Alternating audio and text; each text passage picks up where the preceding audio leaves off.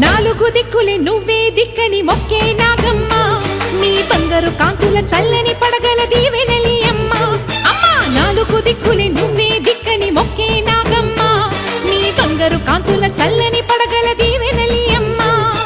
నమ్మిన వారికి నాగుల జాతికి అమ్మవు నీవమ్మా పసుపు కుంకుమ పడతుల కొసగే దేవత నీవమ్మా మా ఐదవతనమునకు అభయమునిచ్చి అండగా ఉండమ్మా చల్లని చూపుల నాగమ్మ మా పిల్ల